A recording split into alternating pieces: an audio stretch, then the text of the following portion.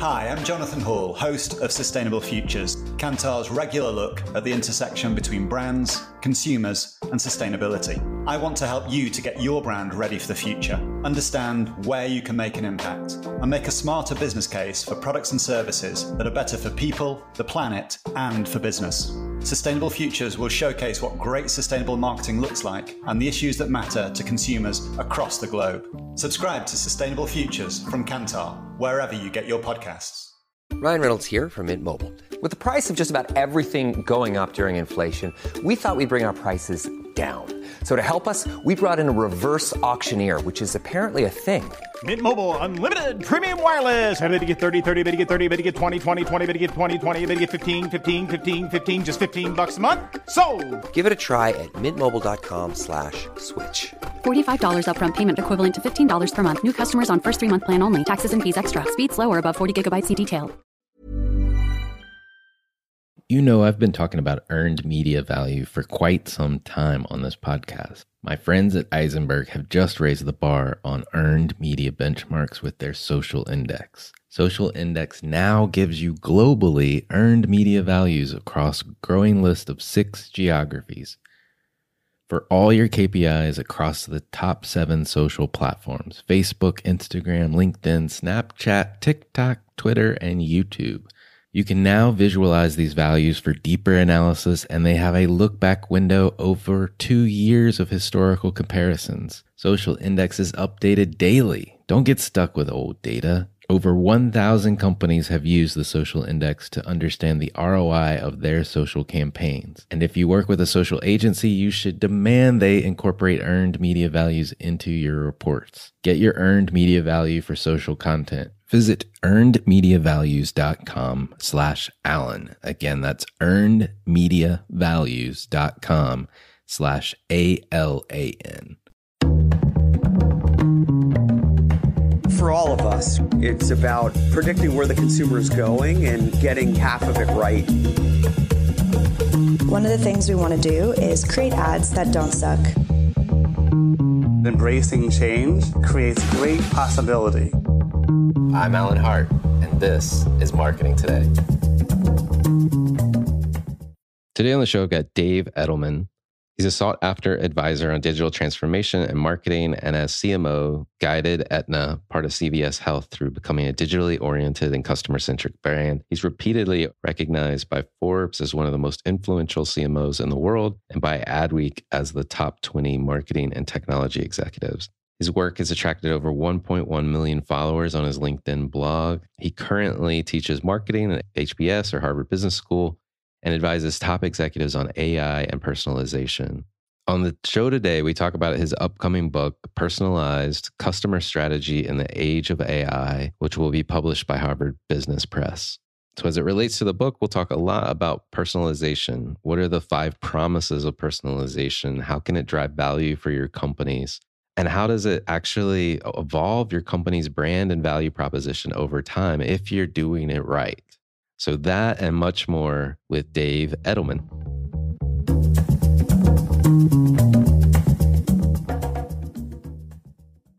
Dave, welcome to the show. Thank you, Alan. Great to be here.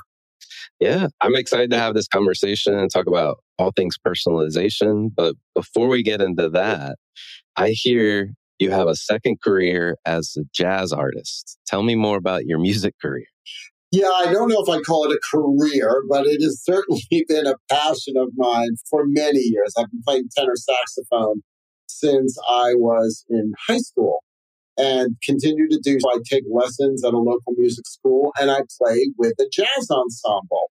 We do a lot of improvisation, constantly pushing ourselves in terms of learning new kinds of techniques, new genres of jazz, and it's been terrific. I learn a ton, and there's just a lot I believe you get out of a jazz combo that's also really valuable for business. The teamwork, the experimentation, listening really hard, working on your own capabilities while advancing the group. There are many parallels, and I love the jazz ensemble. It's just another great outlet for me. Yeah, it really does seem like a metaphor for business.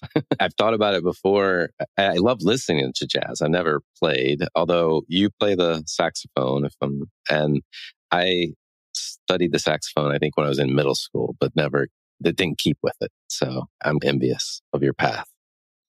Yeah, it's in some respects, practicing is my mindfulness.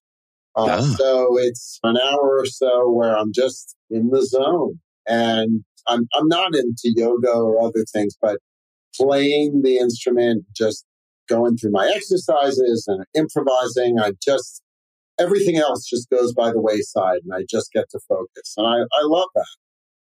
I love it. In your daytime gig, I should say, and it seems like you've got a couple of them, you have this book coming out on personalization. How did you first get into this notion of personalization? It goes way back, Alan. So back even before the internet, in 1989, yes, that is before the internet became widespread. I was a young consultant at Boston Consulting Group, and I had coincidentally done 3 projects in a row where clients were asking us what new opportunities are opened up by the customer information they were starting to collect. So whether it was retail loyalty programs, advertising in magazines, banking, people were starting to think about the value of that customer data. And so I went to BCG. I said, there's something here. I know it's going to grow. They gave me a bit of money to do some deeper research. And out of that, we coined the term segment of one marketing. I wrote an article about that, got widely published, and it accelerated my career dramatically. I was doing talking at conferences, working with clients on it. And then, of course, the internet happened, and that dramatically accelerated things even further as we started getting into e-commerce and how to use customer information all through the customer journey.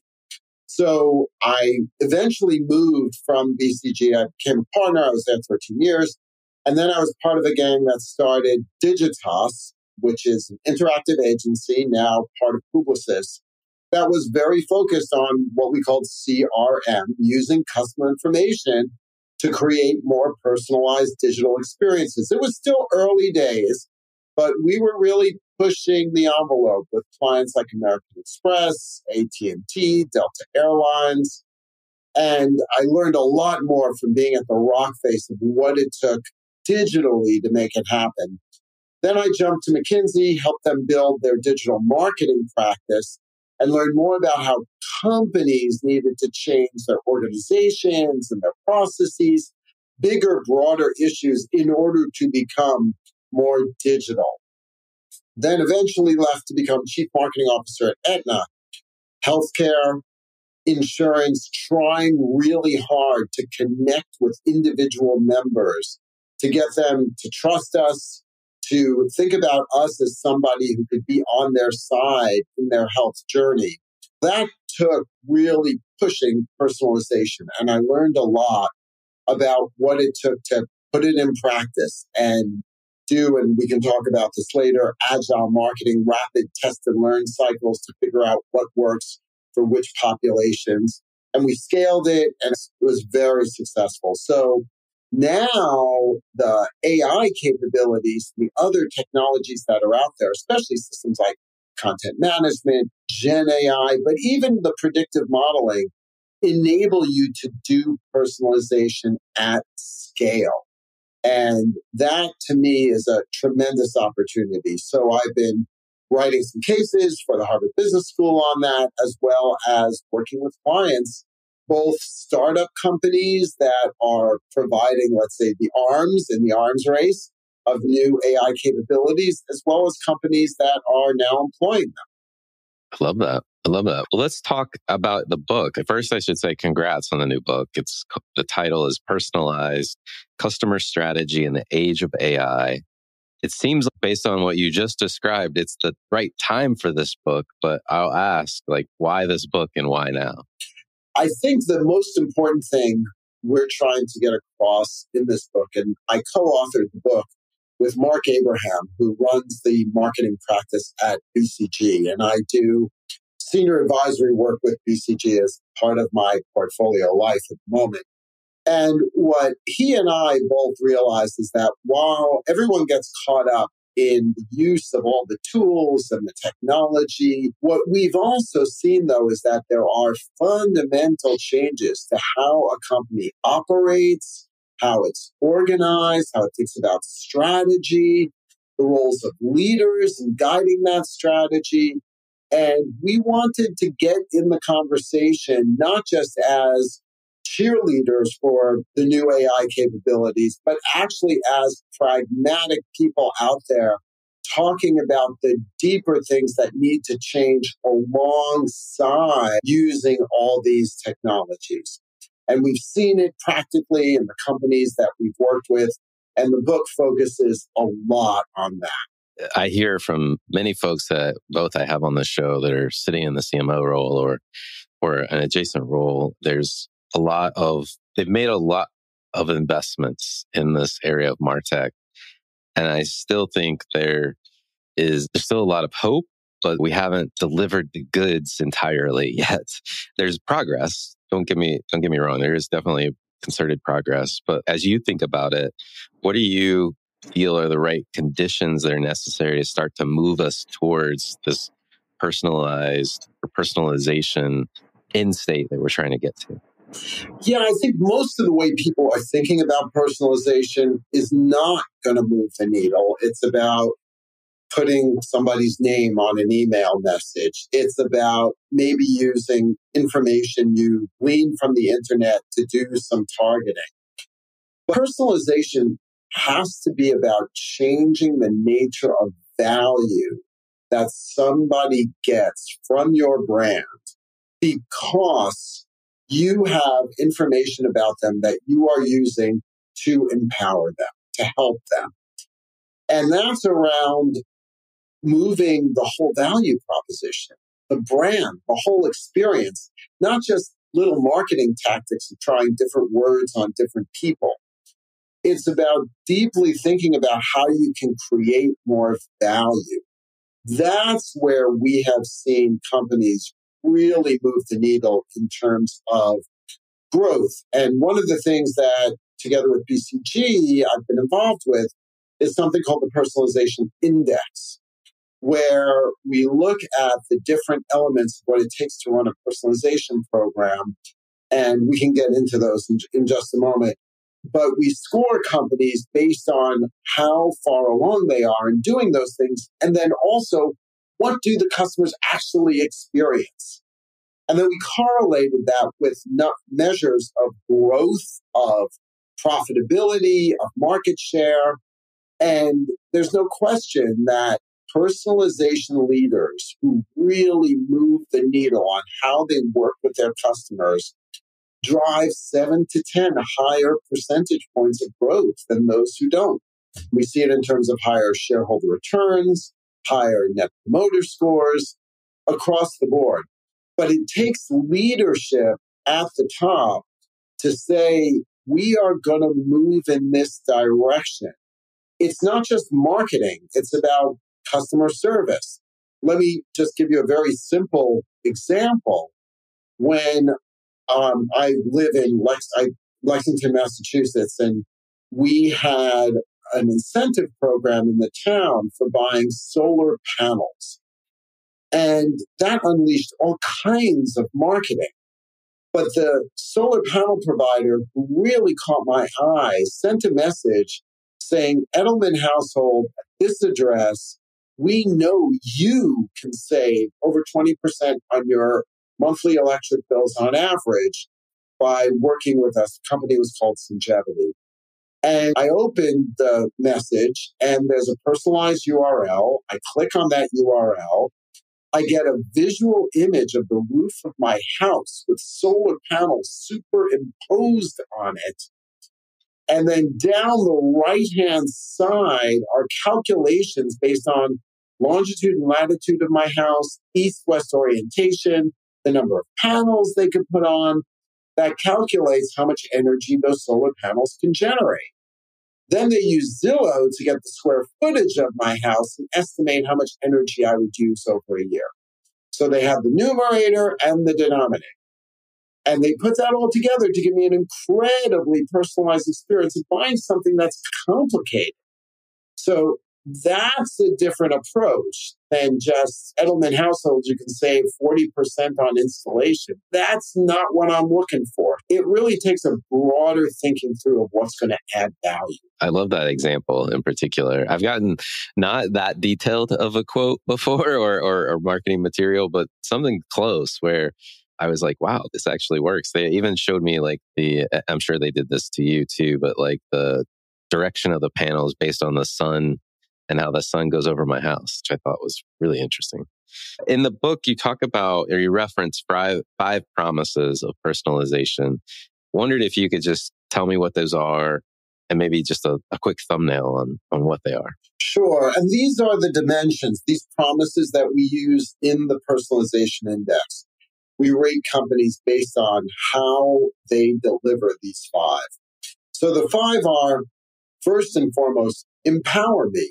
Enable me to do something I could not do before because of the information you now have about me. And I think that longevity example of the solar panels is perfect.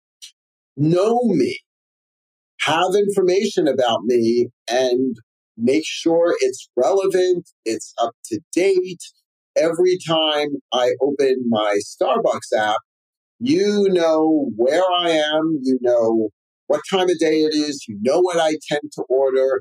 You can actually pop right then and there an easy to click on recommendation for what I should order.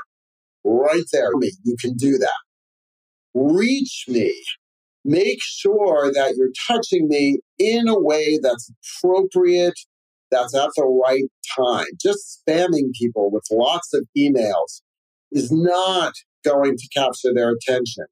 But a very limited number of messages, and maybe not even through email, but through permission text messages or app updates, app notifications, give me a sense that you know this is the right time for me and that it is relevant. So a good example of this was, I just moved house actually from Lexington to Cambridge, Massachusetts. And right after I filed my change of address, it triggered, of course, a whole lot of things because of change of address. But it was actually picked up by my insurance company. And right away, they texted me and said, have you notified us? We don't think you've notified us of this change of address. Now, it turned out I was changing insurance companies. And so they didn't have it because I was making a change. But I thought the fact that they picked it up, knew it, and recommended to me to do it was totally relevant and made sense. And I respected that. So that's reach me. Then show me. Give me a visualization that's relevant for me of what's going to matter to me. And so the visualization of showing me my house with solar panels on the roof, with the calculations, all of that is customized. And Gen AI makes that a lot easier to do now. But it, again, needs to be relevant and thought through carefully. And then the fifth one is delight me. Show me that you're getting better as you learn more about me, that things keep improving over time.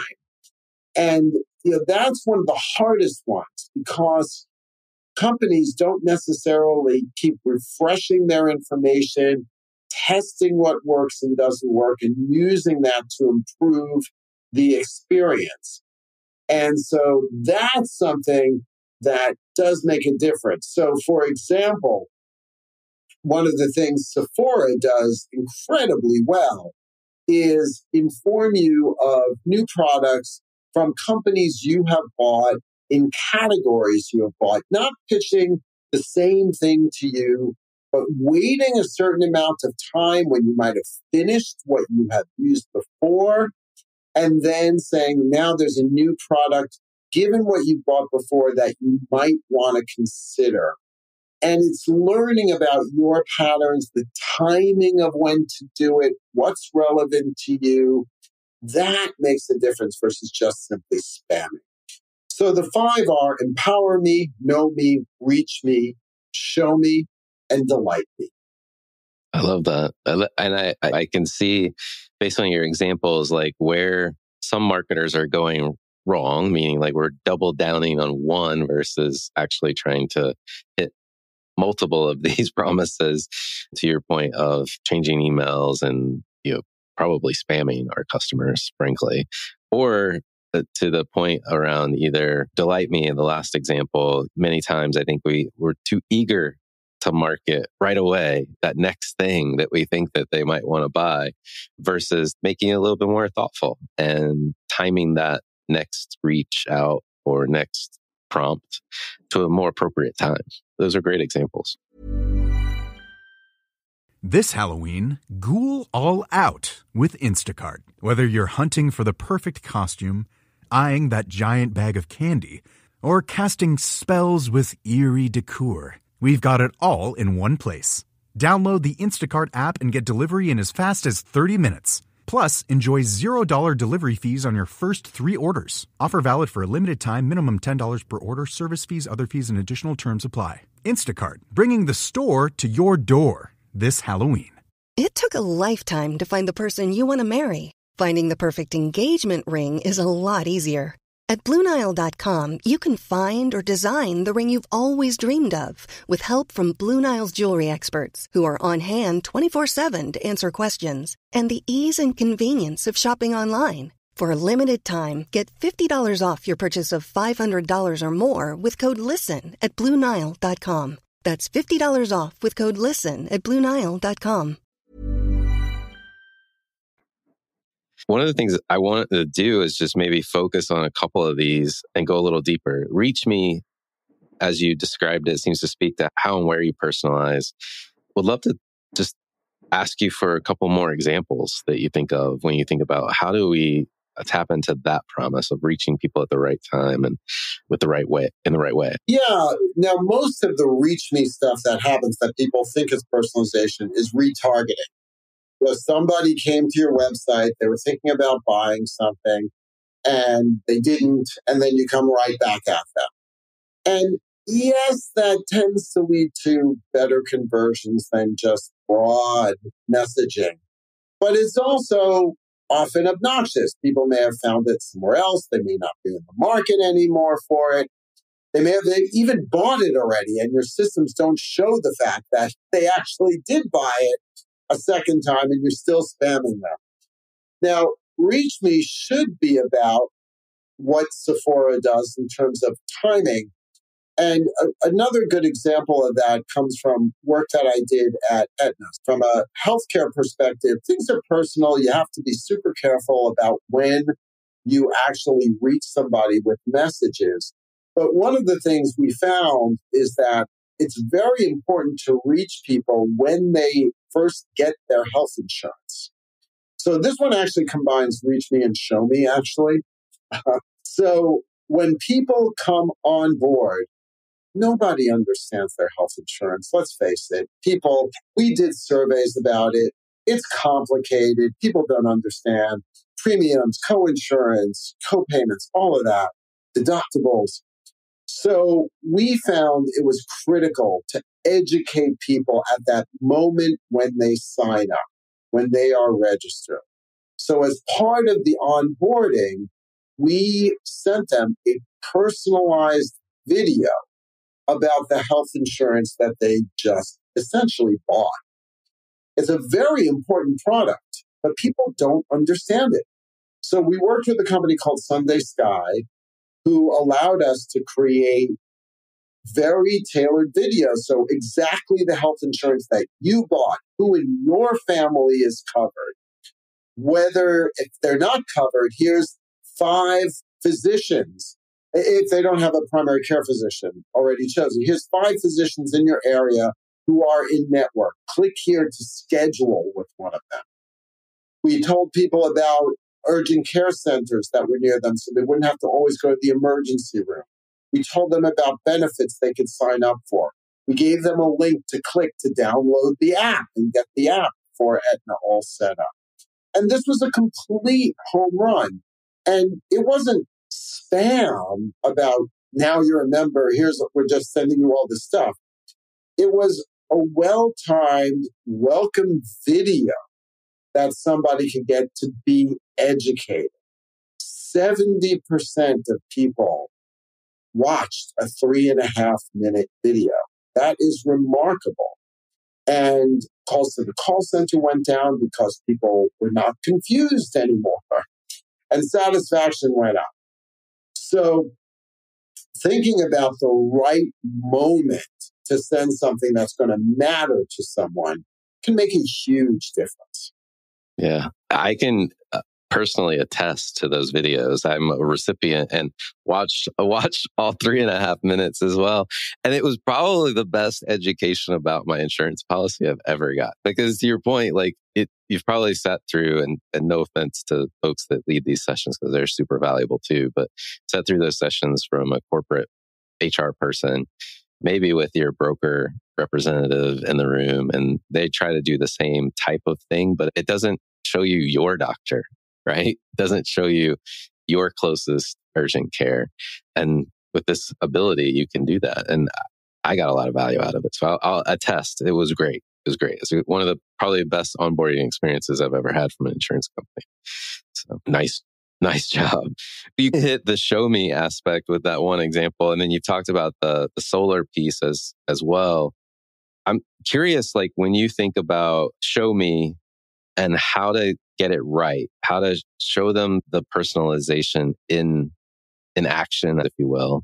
How does trust factor in there? Like, how do we think about doing that in a trustworthy way where it doesn't come off creepy, but it comes off as value add? Yeah, I think you have to really think about what it is you're giving someone. Are you blatantly trying to manipulate somebody, or are you legitimately adding value? In healthcare, we had to be very careful, of course, because people could feel it's creepy if we started sending them messages about their health conditions, for example. That was a line we wouldn't cross. But just sending them general messages to educate them, that's valuable. So you do have to think about your recipients. One of the things most of the companies I work with try to do is they test things out on their own employees first. And so even though they are their own employees, they look to see reactions because sometimes other members of the family see messages or experience something.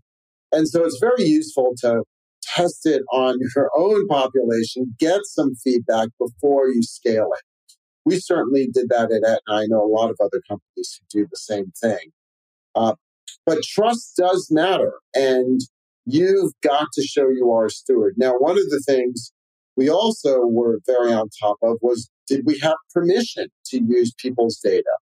And so upon sign up for insurance, we asked, do we have your permission to use your data for customer service, and then a separate one for marketing and updating you on information. And we tracked those, and we saw who didn't respond to that. Were there things about those folks that we could understand better? Are there ways we could explain the value to them of giving information, letting us have their information to use? So you need to respect privacy as well and show that you're doing it. So it is a very explicit part of what you've got to think through. Your brand is at stake. Yeah. That kind of brings me to delight me, the last promise, the fifth promise, if you will. Like, how do you achieve that? And I guess, because it's the next stage, if you will. Like, how do you get even better at doing the things we just described? Test and learn. One of the things that when companies are trying to get into personalization that I impress upon them is you don't know the answer. And AI is not necessarily going to tell you right out of the gate what's going to work for whom. It can suggest things, but Gen AI doesn't know what's going to work. It only knows the data it has. So you've got to test and learn. You've got to create information that feeds back into your systems.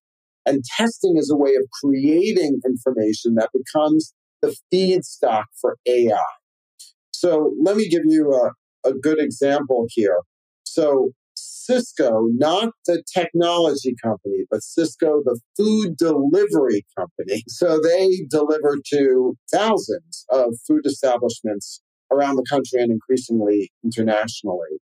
And when you open the Cisco app as a purchasing manager, the choices are endless.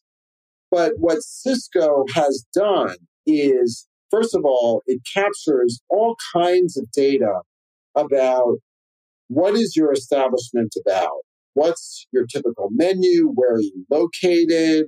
What have you ordered before? What is your price point? All of that. What have you ordered things on special or not? All of that data, it is capturing.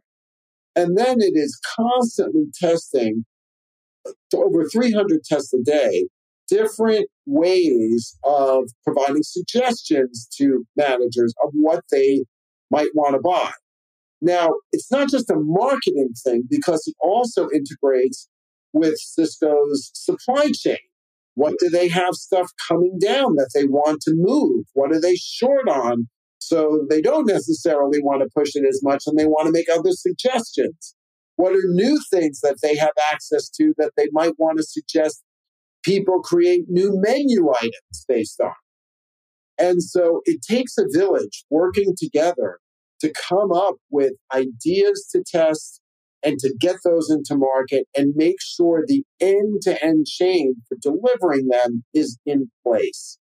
And so when that purchasing manager opens up the Cisco app, they know not only is it going to be easy, but they're going to get ideas and opportunities for discounts.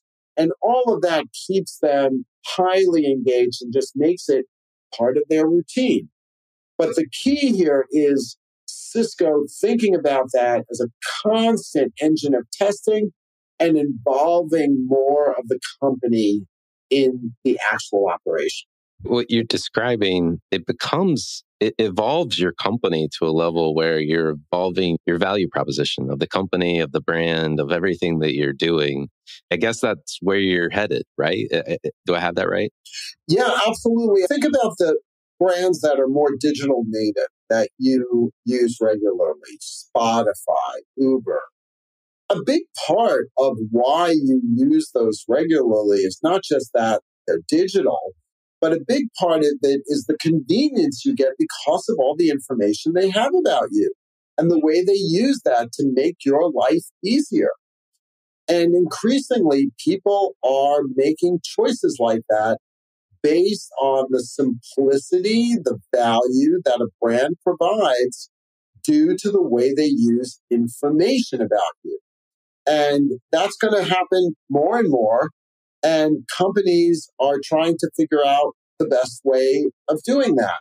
I had a conversation that's in the book with Marriott, who is very focused on using information to provide people with the welcome and with the local experiences, the rooms they want, all of that, because they have all that information. The Bonvoy program has all of that. And they can suggest to you things that you can use points for that would make your travel experience incredibly unique. And so they're constantly thinking about how can we use information to inform opportunities that we're going to provide to people, but do so in a totally personalized way. So they see themselves as really moving their brand and essentially creating a competitive moat because of the way they have all that information, the way they're constantly testing and learning, and the preference that they're building from their customers. I love it. I love it. That's a great example. That's a great example.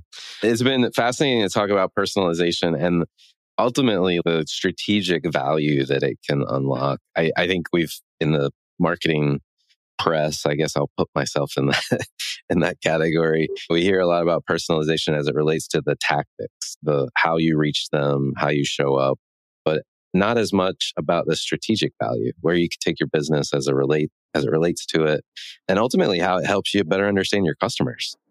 Yeah, I actually believe that too much of the talk around AI is about automation, efficiency, cutting jobs even. Personalization is the way to unlock the growth potential of AI. Being able to expand your relationships, find new things that you can offer, growing the value exchange. I think that's one of the reasons Mark and I wrote the book, is to change the nature of that discussion. Interesting. I love it. One of the things we love to do on this show is to get to know you a little bit better. We know you like jazz, like saxophones. But my favorite question to ask everyone that comes on the show is, has there been an experience of your past that defines or makes up who you are today? Yeah, and it relates to music because it's such a part of my fabric. So way back in high school, when I was starting to play saxophone, we had a thing called Sing. And some of you may have seen the movie or TV shows called Sing. And it's a competitive show that high schoolers put on to compete against other schools. And I decided I wanted to be the music director for our Sing. I just thought the opportunity to not just play saxophone in the band, but conduct the band and teach harmonies and write arrangements. I wanted to learn that, and I wanted the leadership opportunity for it. So I went for it, got it, learned a ton, worked with my saxophone teacher to learn how to arrange music and harmony and all of that. And in the act of doing that, it really crystallized for me everything that the performing arts can bring into my life and business. Being on stage, being in the moment, experimenting, working with a team, stuff that I talked about earlier that a jazz combo, of course, has in spades. But it really started back with theater for me. And that's the way I've always run my teams from a leadership perspective, even a team as big as 400 people that I had at Edna. But that whole notion, and I think that carries through in what Mark and I talk about in terms of personalization and delight me and working in teams to constantly test and learn and think about how that team can work together to drive better value and performance. That's what a jazz combo does. So I think going for that, learning how the performing arts can shape me as a person, certainly has had ripple effects through my whole life. If you were starting this journey all over again, what advice would you give your younger self? Take risks and find opportunities to lead and to learn. Lead and learn. Because when you're young, you can't just simply lead. You're going to learn. You're going to be taking risks and doing that. And I think there's even other things I could have done that I could have gone for that I should have stretched myself to try.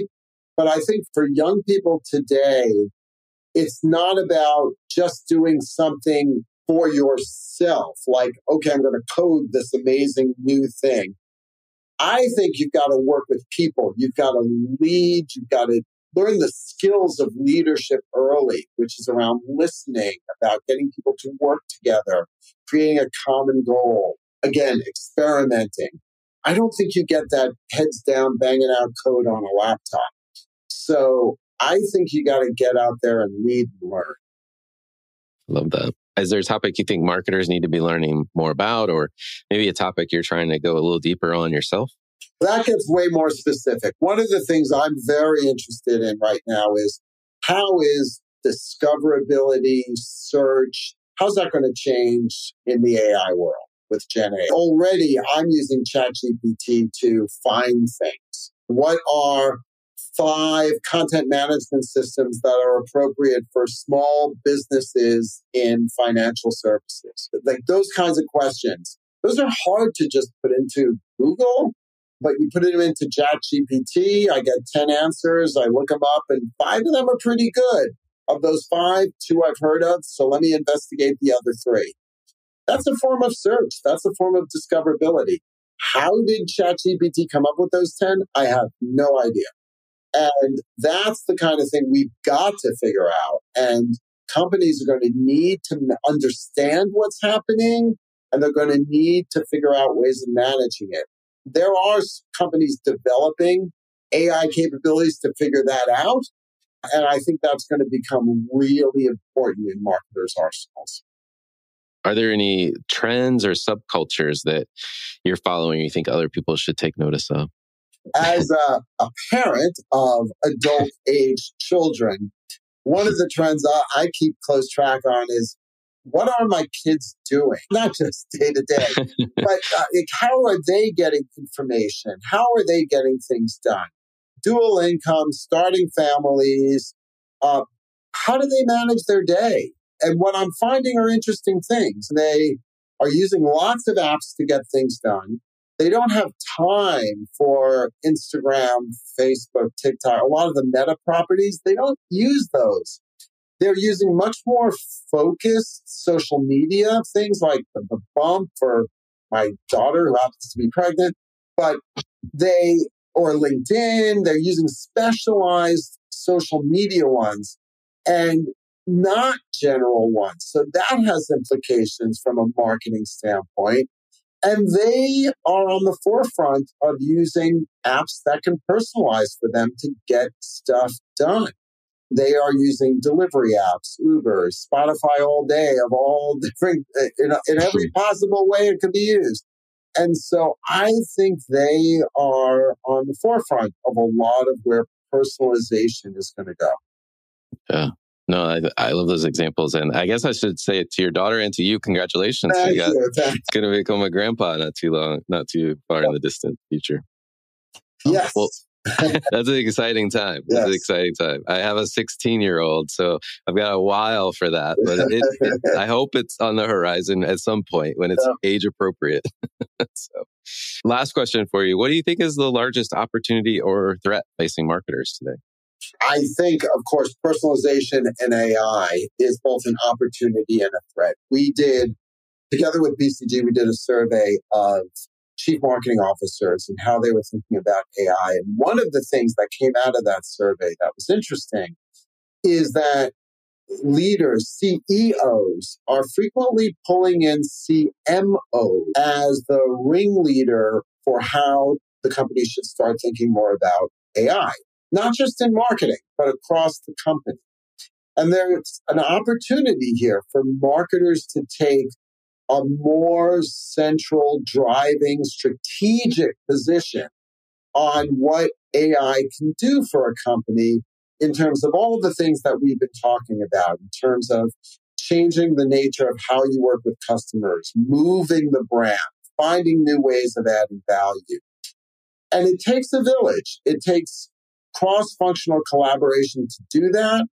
And more companies where I've been working with, the chief marketing officer is putting themselves in a position to be that person.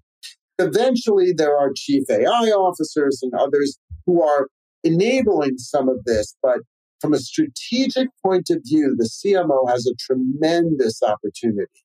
But it's a threat. There's risks involved.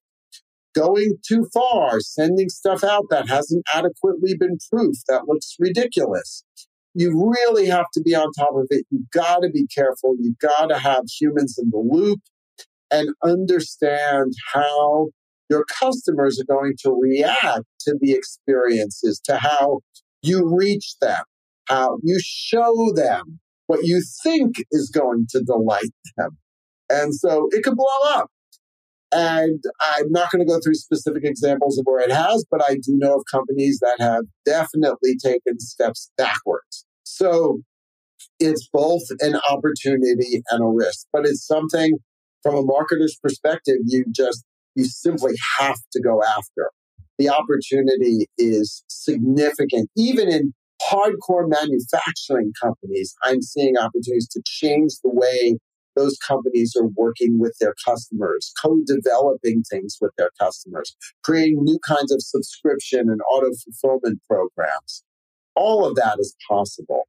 So I think you've got to look at it from both sides, but it's a tremendous opportunity for marketers. It's what got us excited to write the book.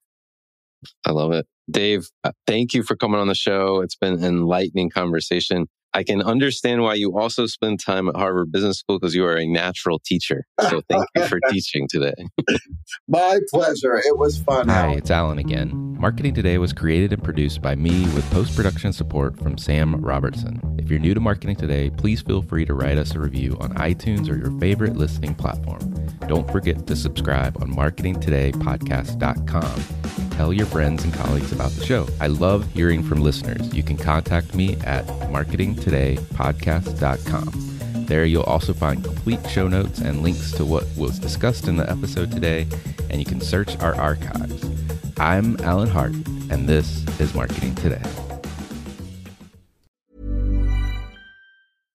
Hi, I'm Jonathan Hall, host of Sustainable Futures, Kantar's regular look at the intersection between brands, consumers, and sustainability. I want to help you to get your brand ready for the future, understand where you can make an impact, and make a smarter business case for products and services that are better for people, the planet, and for business. Sustainable Futures will showcase what great sustainable marketing looks like and the issues that matter to consumers across the globe. Subscribe to Sustainable Futures from Kantar, wherever you get your podcasts.